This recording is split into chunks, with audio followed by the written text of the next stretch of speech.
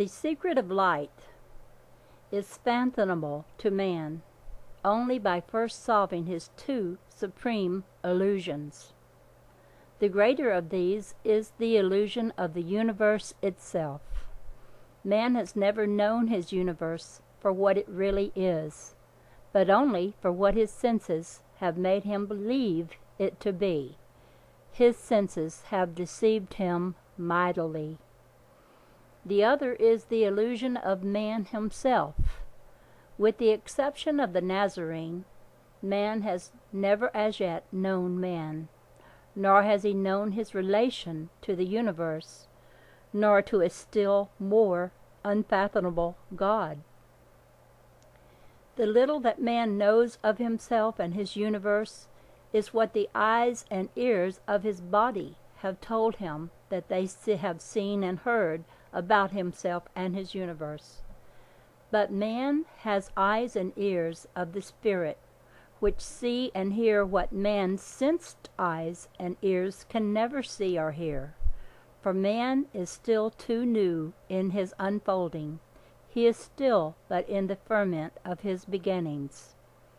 Man senses motion, change, sequence, multiplicity, time, activity, life, death, good and evil.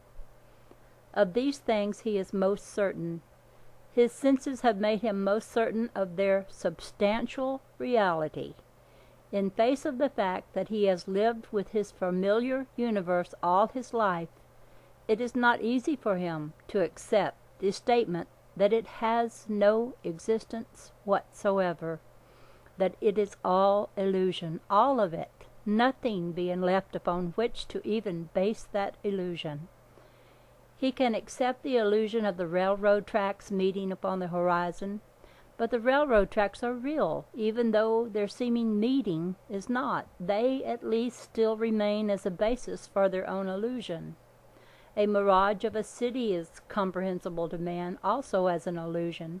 He knows it does not exist, but he also knows of the reality of the city, which thus repeats itself, ghost-like, in the mirrors and lenses of light waves of the heavens above the city. To tell him that the city, as well as his own mirage, has no existence, is to lay too heavy a tax upon his credulity and patience. Yet that is what the secret of light reveals, and that is what we must sell simply and convincingly to layman, churchman, and scientist alike, and in the language standards and methods which each requires for his conviction. So come therefore and know God, his universe, and man with eyes other than our sensed ones. The eyes of the Spirit are knowing eyes. God's universe of knowing is all that is. The universe of seeming motion does not exist. Now words from God. Wherefore be thou slave to sensing? Be me in thy knowing. The heavens and the earths of my curved universe are father, mother of my universe, each of each, and each to the other one. Neither one can be save the other also be. Nor can one leave the other, saying, sit thou here while I journey to the far reaches.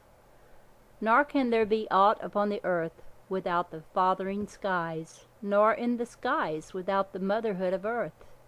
Neither man, nor bird, nor reptile, nor fish, nor beast of wild jungle, neither tree, nor flower, nor surely singing insect, neither tempest, wild tornado, nor gentle breeze of calm ocean, nor cloud, nor mist, nor dewdrop for flower petal, not one of these things can be born of earth alone, unfathered by the heavens, nor can heaven alone born them without the motherhood of earth. Again I say, I, the light, am one, but my thinking is two, for thought is two in every repeating thing, two halves of one, which never can be one. Always must they be two, to go opposed ways from me and back again to me for reborning from the other one, after finding rest in me. Now, this is a chapter entitled Genesis. In the beginning, God, the Father. The Father is light, the still light of the Spirit, whom no man can see. The dwelling place of the Father is the kingdom of heaven, and it is without form and void. In the light is the seed of creation, and the light is father of the seed. In the light is being, and in the seed is desire for being. And desire in the seed is soul in the seed. The Father in heaven knows his ideal. He knows it as one, the undivided one. In the Father light is the seed of all knowing. In him is twofold desire to unfold and refold his seed of all knowing into imaged forms of his imagining, by dividing wholeness into parts, stillness into motion, unchanging into changing, unconditioned into conditioned, void into form, infinity into measure, eternity into time, and immortality into mortality. The Spirit of God moved to fulfill his two desires and said, "Let there be light, and let darkness shine out of light, and light out of darkness." And it was so. The one light of the Father in his kingdom of heaven divided the void, and behold, two father-mother lights of nightless suns shone out of the darkness of the void, and day appeared in undivided oneness of everlasting day. And the Father centered his sons as seed of his desire, that forms should appear from formless light to fulfill his desire for division of the one into many divided ones, formed in the image of his imagining. And mighty polar breathings of desire within the nightless suns begat earths to course suns far heavens, to divide the day and give night to day, to mate the day. And lo, night was born on earths from nightless day, and day was born from night. And God saw that it was good that each of the two begat from one was born of each other, to disappear into the one, to reappear as the other.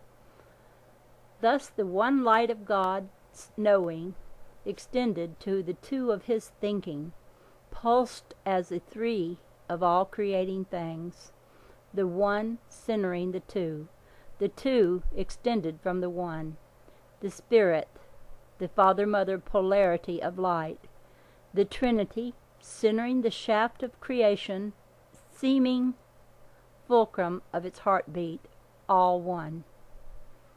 The manner of the extension of God's knowing to his thinking was in this wise. The Father of the kingdom extended his arms of still light unto his heaven, and said to one, "Sit thou here, and look thou inward. Be thou seed of my knowing, for repeating my thinking. Refold thou the forms of my imagining within thy stillness, and give them back to me for resurrection in the imaged forms of my imagining. Father thou my thinking, and let thy name be North, for north in light means inward breathing from the heavens toward oneness in the seed. Guide thou the enfolding forms of my imagining, from seed of thee to centering seed of me." And to the other light, the centering Spirit said, "Sit thou here and look at thou outward. Be thou womb of my knowing, for borning my thinking. Unfold thou my seed from the stillness of seed, and give earth forms of them to heavens to manifest me. Mother thou my thinking, and let thy name be South, for south in light means outward breathing from the seed into their heavens."